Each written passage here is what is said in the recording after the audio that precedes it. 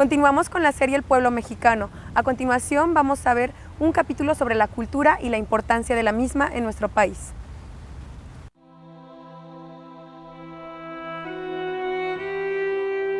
Cuando Fray Bartolomé Arrasola se sintió perdido, aceptó que ya nada podría salvarlo. La selva poderosa lo había apresado. Se sentó con tranquilidad a esperar la muerte. Al despertar se encontró rodeado por un grupo de indígenas de rostro impasible que se disponían a sacrificarlo ante un altar.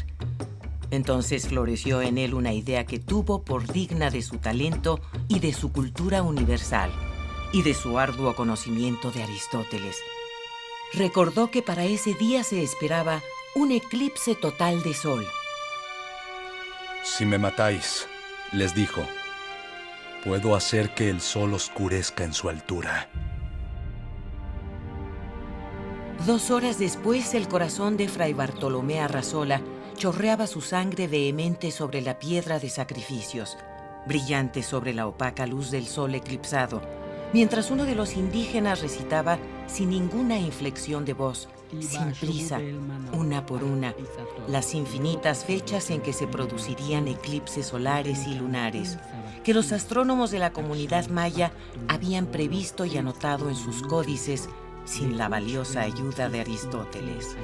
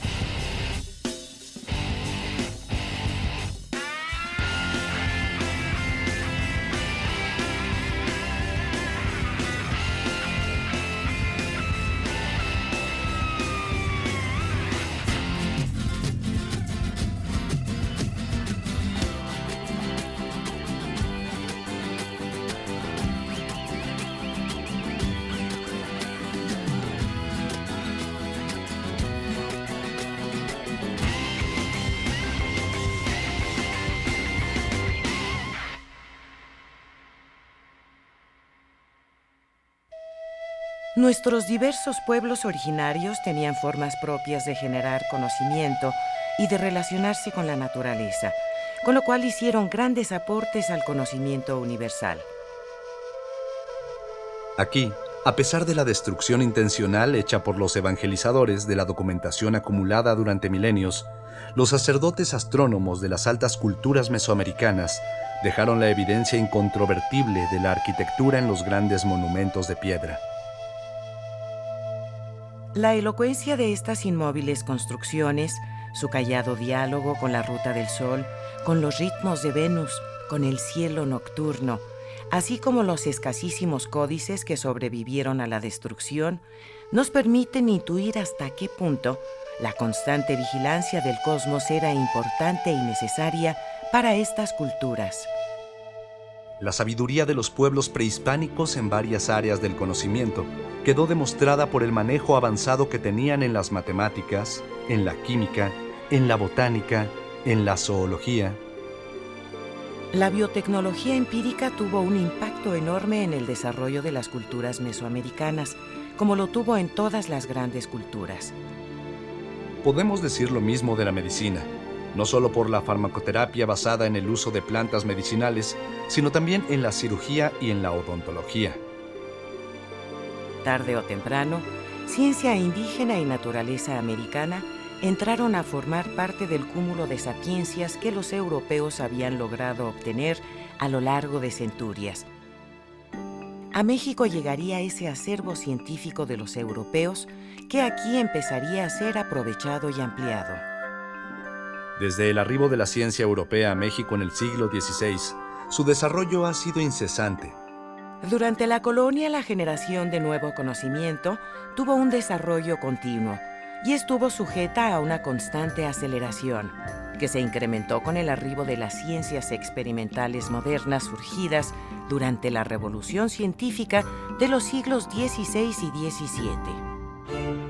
Las importantes innovaciones tecnológicas gestadas durante la Revolución Industrial del siglo XVIII fueron particularmente ricas para México, que vio la aparición de una de las comunidades académicas más brillantes de nuestra historia, cuya labor se puso de manifiesto en la gran cantidad y variedad de las obras de ciencia que produjo, en el alto nivel de muchas de ellas y en la amplia difusión que sus hombres dieron a los avances del conocimiento. Durante el siglo XVIII se fundaron La Real Escuela de Cirugía, la Real Academia de las Nobles Artes de San Carlos el Jardín Botánico. y el Real Seminario de Minas. En esa época se multiplicaron las expediciones científicas de todo tipo que aportaron valiosos datos a la geografía y a la historia natural de México. El conocimiento se ha producido y utilizado en todas las sociedades de la historia. Todas las culturas han desarrollado una teoría acerca del origen del universo, de la creación de la Tierra y del rol de la humanidad, y en toda su historia ha procurado garantizar y mejorar su nivel de vida mediante un mejor conocimiento del mundo que le rodea y un dominio más eficaz del mismo. El siglo XIX es sumamente importante en la historia de la ciencia, porque a partir de ese periodo se definiría en gran parte el cauce que habría de seguir el pensamiento y la teoría científica. Nuestro país despertó a la realidad de su independencia en circunstancias muy complicadas para el desarrollo científico. Al igual que la industria, el estudio de la ciencia se durmió casi por completo en un momento en el que Europa vivía una fuerte ebullición y renovación en varios campos. Habría que esperar 30 años hasta la Reforma para que la situación cambiara. Se crearon nuevas instituciones y se organizaron las ya existentes. Entre las más importantes se encontraban la Escuela Nacional Preparatoria, La Escuela de Medicina, la Escuela de Ingeniería el Jardín Botánico. y la Escuela de Naturalistas, Se fundaron el Observatorio Astronómico Nacional. y la Escuela Nacional de Ciencias y Literatura. La educación científica se modernizó y comenzó a apuntar hacia nuevos horizontes. Hacia 1910, la Universidad Nacional de México fue establecida sobre bases totalmente distintas a las que tuvo la Real y Pontificia Universidad de México. Y en cierto sentido, su inauguración representó un preludio cultural del movimiento revolucionario. Sin embargo, durante el periodo crítico de la Revolución Mexicana, los esfuerzos se concentraron en la lucha armada y las instituciones se desencajaron transitoriamente o dejaron de existir.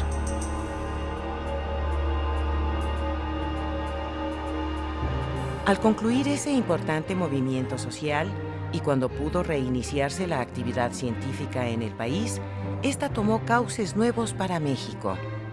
Se dio en el país un desarrollo científico y técnico propio y original, con fuertes raíces nacionalistas, cuyas aportaciones fueron muy significativas. La Escuela de Química Industrial, establecida por Roberto Medellín en 1916, se enfocó a las necesidades técnicas de las industrias petrolera, azucarera, de productos químicos y farmacéuticos, papelera, textil y otras más. De forma concurrente a la obtención de la autonomía universitaria, proceso que concedería la capacidad de gestión propia a cada campo del conocimiento, separada de las demandas e intereses de los funcionarios estatales, se crearon en la UNAM, en 1929, el Instituto de Geología, el Instituto de Biología y el Instituto de Astronomía, de la integración de las colecciones biológicas nacionales y del Observatorio Astronómico Nacional, que se ubicaba en Tacubaya respectivamente.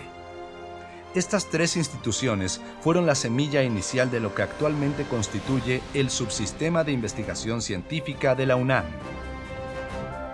En el campo de la astronomía, las investigaciones recibieron un impulso enorme y una nueva orientación, con la fundación del Observatorio Astrofísico de Tonantzintla en 1942. La astronomía mexicana no solo cuenta con profundas raíces en el pasado, sino con todo un historial, con una larga cadena de investigadores que han aumentado el conocimiento del firmamento con hallazgos hechos desde aquí, desde las mismas latitudes donde los astrónomos mesoamericanos vigilaban su propio cielo. En 1943, la erupción del volcán Paricutín suscitó un gran interés científico debido a los muchos problemas que permitió estudiar en condiciones extraordinarias. La ingeniería mexicana tuvo un gran impulso a partir de la voluntad política de desarrollar al país como nación independiente y se hizo internacionalmente famosa por sus avanzadas obras, que incluían grandes presas, puentes y edificios. En 1939 se fundó la Facultad de Ciencias de la UNAM. Los aspectos teóricos de la física nuclear básica en México comenzaron a ser estudiados en el Instituto de Física de la UNAM por Marcos Moschinsky, mientras que los aspectos experimentales fueron estudiados por Marcos Massari y Fernando de Alba en la década de los 50. Esa institución instaló el primer acelerador de partículas en América Latina. El movimiento de renovación de la enseñanza de la medicina se inició propiamente hacia 1922 en el Hospital General, porque fue posible estudiar los casos clínicos por los medios necesarios. Se indagaron los problemas planteados con mayor amplitud. Se empezaron a formar los jóvenes especialistas, se constituyeron las sociedades médicas, se elevó el nivel hospitalario y se impulsó decididamente la investigación científica. También desempeñaron un papel muy importante en el crecimiento y consolidación de las ciencias médicas en nuestro país, la creación de las grandes instituciones del sector salud, como los institutos nacionales, junto con los institutos de investigación del Instituto Mexicano del Seguro Social, IMSS, que comenzó a operar en 1944. Se hicieron las primeras demostraciones usando la televisión en blanco y negro con magníficos resultados, pero sin que estos fueran definitivos por la falta de color, fundamental para la ciencia médica. Durante la 9ª Asamblea de Cirujanos, se incluyó la televisión a colores con resultados tan positivos que se orientó de manera inmediata el trabajo hacia el futuro para hacer su aplicación definitiva como vehículo importantísimo en la enseñanza de la medicina. Presentamos una pequeña cámara de televisión que a semejanza de las cámaras de cine capta las imágenes de los objetos para transmitirlos por radio o por alambres. Este es el corazón del sistema, un bulbo especial que recibe el nombre de iconoscopio. Y vemos la precisión y maravilloso funcionamiento de este equipo televisor, invento de un mexicano, señor Camarena. Y gracias al ingenio del inventor mexicano para orgullo nuestro, la televisión a colores será una realidad. A medida que la ciencia del hombre avanza, surge una tremenda incógnita. ¿Será nuestro planeta el único habitado por seres racionales como nosotros? De ser así, ¿llegaremos a conquistar esos mundos? ¿O por el contrario, sus habitantes vendrán a someternos a su dominio?